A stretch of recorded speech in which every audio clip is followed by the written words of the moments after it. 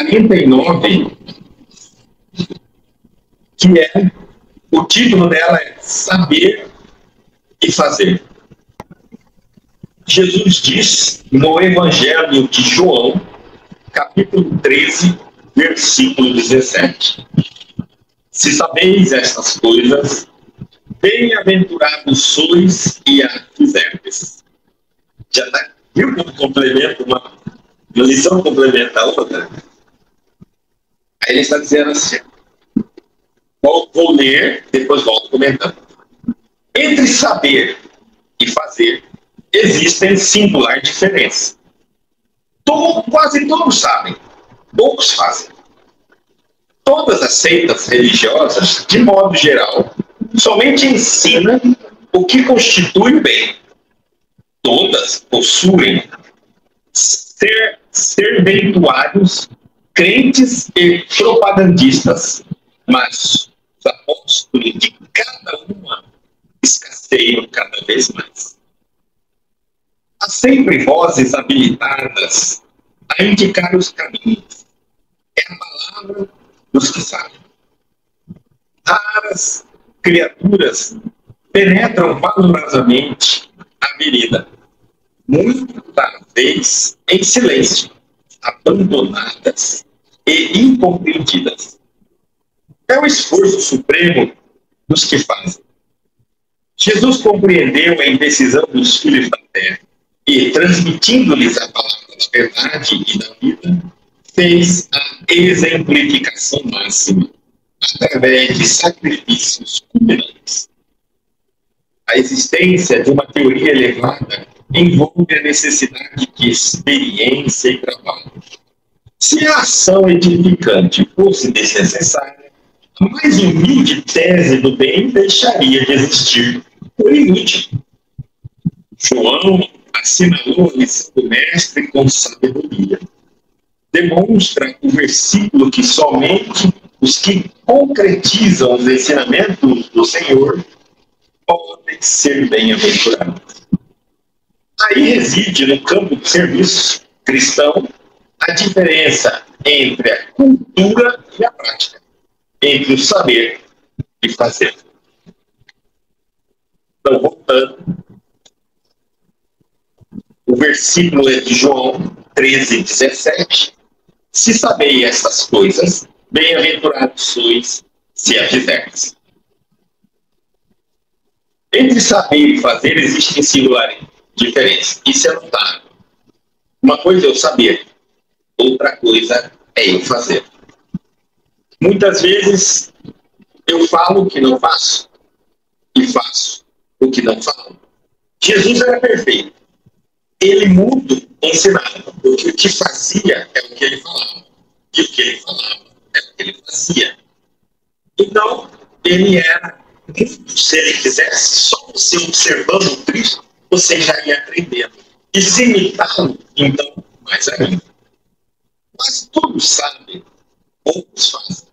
Normalmente, hoje nós vivemos num mundo onde a comunicação está muito fácil. A internet fez isso por nós. Então, hoje nós podemos aprender pelo menos um pouco de tudo que quiser. Mas aí é que está. A cultura começa a nos chegar de uma maneira muito fácil, mas nós não estamos praticando. Então o mundo está ficando tenso. Eu sei muito e faço pouco. Principalmente com aquilo que eu sei. Todas as seitas religiosas, de modo geral, somente ensinam o que constitui o bem. Todas possuem serventuários, crentes e propagandistas. Mas o apóstolo, de cada uma escasseia cada vez mais. Porque o apóstolo, a diferença do apóstolo para o serventuário, para o crente, para o propagandista, é que o apóstolo é o que faz. É o que executa, né? Não é aquele que só teoriza, só o teórico da coisa. É o praticante também. E esse praticante do cristianismo é que está se escaseando, né? Cada vez mais. cada vez mais se tornando difícil. Estão desaparecendo. A nossa sociedade voltou-se muito para dentro de casa, computador, internet. Às vezes saímos para ir no trabalho, a violência é muito grande, quase não saímos de casa, temos medo. A sociedade diminuiu aqueles grupos de encontro. Então, nós estamos praticando cada vez menos. E algumas religiões, inclusive, defendem a ideia de que nem praticar precisa a convivência. Então, o apóstolo está se tornando cada vez menos. E ele diz assim: há sempre vozes habilitadas a indicar os caminhos. É a palavra dos que sabem. E cada vez mais ensinar, ensinar, ensinar, ensinar, ensinar. Não tem, hoje em dia, poucas pessoas ensinando. Tem muito. Até o que eu falo, tem muitos falando. Pouco são os que fazem. É isso que ele está dizendo. São muito poucos que fazem. Raras criaturas penetram valorosamente a vereda. A vereda é um caminho que a gente tem maior propensão de acerto. É um pequeno caminho. Então, está dizendo assim, raras criaturas penetram valorosamente naquele caminho estreito, pequeno, né? Que tem uma grande possibilidade de acerto. Muitas vezes, ela faz em silêncio, abandonadas e incompreendidas. Gente, hoje na nossa sociedade, é natural, se você começar a seguir o Cristo com empenho, com seriedade, responsabilidade, dedicação, você vai sofrer apontamentos, críticas, reproches. Algumas pessoas se afastam, né? É natural. Muitas pessoas dizem assim, depois que a gente começa a seguir mais afim do Cristo, eu vou sentir um certo isolamento social. Sim, porque um dos compromissos sociais não é a religião hoje em dia. Não é para muito poucas pessoas. Não é mesmo. Nós temos tantas coisas para fazer, para se divertir, viajar, política, carnaval, futebol. Tem tantas áreas, churrasco, cerveja, tem muita coisa para fazer. Se alguém de repente fala, eu vou na igreja, no culto, no templo, no terreiro, seja o que for, qualquer religião bem-vinda, pronto, já está todo mundo, olha, esse é radical, você está ficando fanático, né? Você, que isso? Você está fazendo sua vida? Das mesmas dessa ideia. Então, eles dizem assim, que essas criaturas começam a entrar pela vereda, muitas vezes ela faz em silêncio, abandonadas e incompreendidas. Mas ela tem que entender que é o esforço supremo dos que fazem. Tá certo? É o esforço de quem faz. É natural que hoje, não era assim antes, no passado, mas hoje, como uma cultura social se apartou muito do aspecto moral do ser humano, é natural que quase que hoje em dia a vida social, tradicional, cultural, era conflita com a religião. Mas não era para ser assim. No passado não era. Foi a partir de um tempo para cá que algumas coisas passaram a ser consideradas normais. E daí, então, essa normalidade invadiu a nossa sociedade quase que como um hábito muito comum. E aqueles que não seguem esses hábitos são mal vistos pela maioria que compõe a sociedade e absorveu esses hábitos. Alguns grupos se tornaram mais seletos na sua qualidade de vida. E analisam muito o conteúdo daquilo que é dentro do seu grupo, se vale a pena ou não perder tempo, e às vezes até rejeitam, não aceitam, não se interessam. Normalmente, a religião é um desses grupos que, já tendo muito caminho para aprender, através do estudo, da dedicação, da análise e fazer, realmente acaba ocupando um espaço muito maior na nossa vida. Né? Observemos que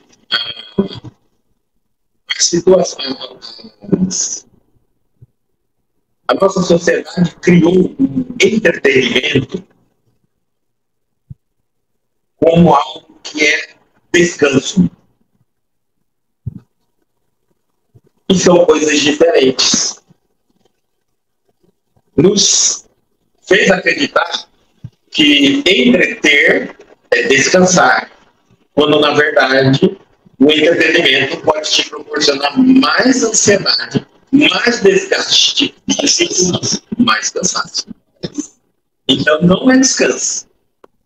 Nós sabemos hoje que o descanso não é a paralisação ou ativação do corpo físico, e sim a mudança de linha de pensamento. Ou seja, descansar é conseguir quebrar os clichês que nos obriga a ficar pensando numa determinada coisa repetidamente. Então não adianta eu sair daqui, pegar um avião, sentar numa praia, numa cadeira, lá na praia, olhando o mar, preocupado porque eu deixei de fazer o que eu podia fazer melhor ainda no meu trabalho. Eu não estou descansando. Pelo contrário, eu estou gerando uma ansiedade muito maior, porque eu sei que estou preso naquela cadeira, eu sei que se eu levantar dali e falar para minha filha, vamos, eu tenho coisa para fazer, em Cuiabá, eles vão falar, vão me criticar. Eu sei que isso não é correto. Pronto, agora eu estou sentindo culpado de não estar fazendo o que eu deveria fazer, e estou aqui nessa praia olhando o quê? Esse mar. Não é assim que a gente fica entrando em conflito. Nós sabemos disso. Então, descansar é quando eu consigo mudar o meu padrão de pensamento, ocupando a minha tela mental com outras linhas de raciocínio. Isso faz com que diminua o estresse. Muito, muito. Bom, de preferência, aqui vamos lá, vamos colocar de preferência em algo mais espiritualizado. Porque tudo que é materializado é rápido. Ele dá aquele ânimo, uma disposição, mas passa, porque acaba e pronto, acabou. A parte espiritual nossa, quando ela é atingida nos momentos de descanso, ela preserva por um tempo e nos dá retorno. Isso a própria ciência reconhece, que nos dá retorno, benefício e nos incentiva a fazer cada vez mais. Então é muito natural que muitas vezes alguém diria assim, chega sexta-noite, sábado-à-noite, eu quero ir, botar uma roupa, dançar, beber, comer. E isso é considerado normal. Não é isso? Quando na verdade não é normal, é comum, mas não é normal. Comum é o que a maioria faz. Normal é o que nós analisamos se nos faz bem fazer. Tá certo? Ou seja, se no outro dia você não vai mais sair com dor de cabeça, de tanto tomar álcool durante aquele período, se aquilo ali não é extravasar de alguma forma conflitos internos, se sair assim dessa forma, como nós dizemos, hoje estamos vendo os relacionamentos, né, superficiais, passageiros, nós estamos de um tempo para cá tentando convencer a sociedade que o que é comum é normal. Que aquilo que nem sequer era comum, agora é comum. E é normal. E aí a gente vai ver um monte de hábitos, até mesmo imorais, sendo praticado a qualquer horário do dia, à noite, em qualquer lugar, do que antes não ocorria. Então, quando alguém pega e diz assim, não vou mais para esse caminho, eu vou para um caminho mais religioso, mais espiritualizado, mais reflexivo, pronto, imediatamente. Não é compreendido. É natural, tá? Isso sempre foi nos dito. Ele diz assim, ó, continuando a leitura, Jesus compreendeu a indecisão dos filhos da terra e transmitiu-lhes a palavra da verdade e da vida. Fez a exemplificação máxima através de sacrifícios culminantes. Por que esse parágrafo? E Jesus, compreendendo a indecisão dos filhos da terra, ele transmitiu a palavra da verdade e da vida, mas não deixou só no teórico. Percebeu a ordem que Jesus fez? Ele não veio nos dar mais teoria. Não estou falando de que saber e fazer.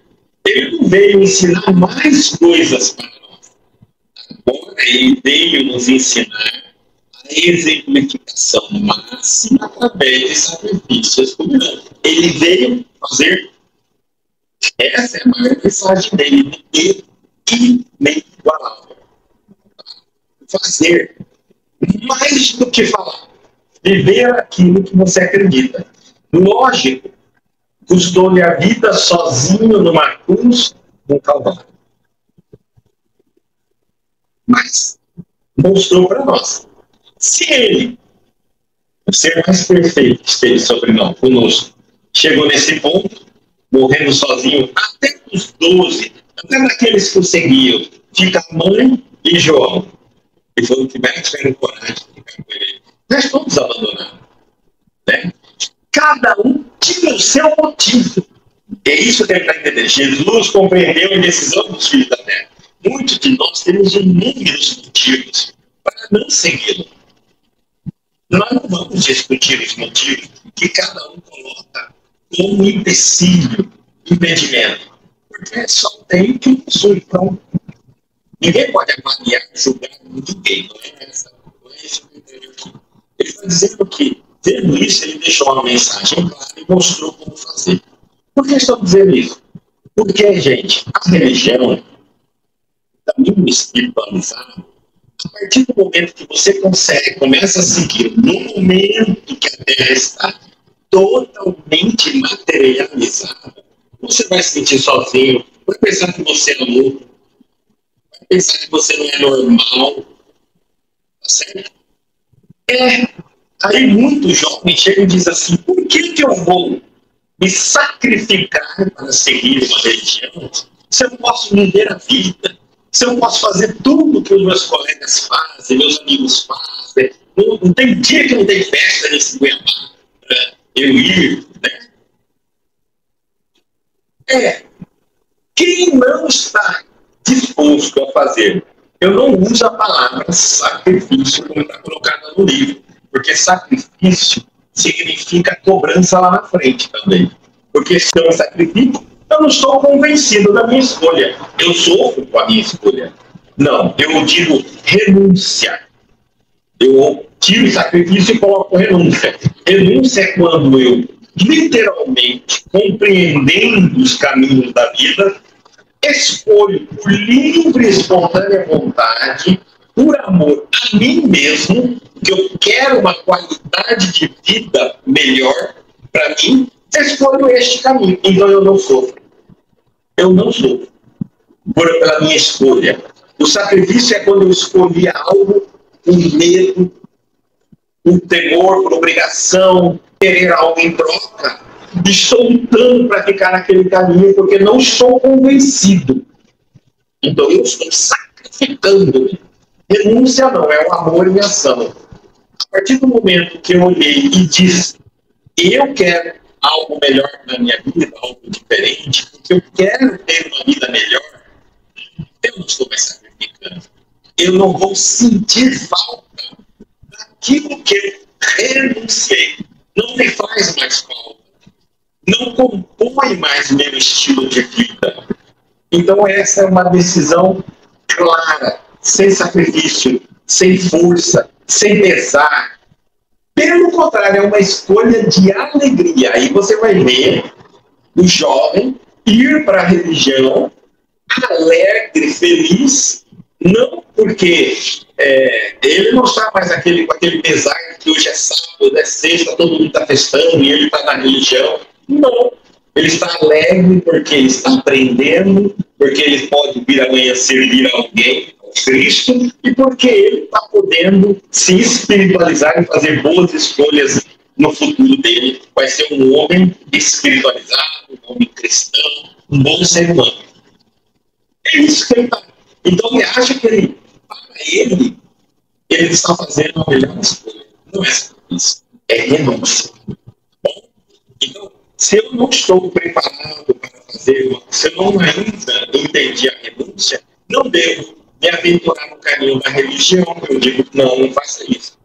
Porque você vai se sentir pressionado, você vai se sentir pequeno, vai se sentir bobo.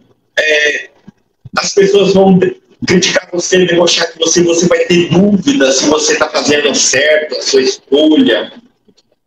Você não vai se valorizar. Bom, a existência de uma teoria elevada envolve a necessidade de experiência e trabalho. Toda vez que você penetrar, aprender, adquirir teorias elevadas, complicadas, difíceis, seja o nome dele, sofisticada, você precisa de experiência de trabalho. Não tem como. Não há como eu aprender algo apenas pela teoria. Nós precisamos treinar, praticar, para ficarmos bons naquilo que é teoria que teorizamos. E nós vamos perceber que é sempre assim. Eu aprendo 100, mas do 100 eu pratico 5. A maioria é gordura. É só gordura. E dá um problema também muito complicado. Os benfeitores nos dizem que quando a pessoa é mais fácil você doutrinar, ensinar, esclarecer, fortalecer uma pessoa que não tem muito conhecimento, muita teoria. Por que um ignorante nesse ponto? Porque ele pode já ir aprendendo, praticando. Ele aceita isso. Ele não se tornou ainda orgulhoso, vaidoso. Mas quando você pega uma pessoa que estudou muito e praticou nada, ela fica muito vaidosa, muito orgulhosa. Então, a cada explicação, a cada chamado que dá a essa pessoa, ela vai fazer 1000 questionamentos.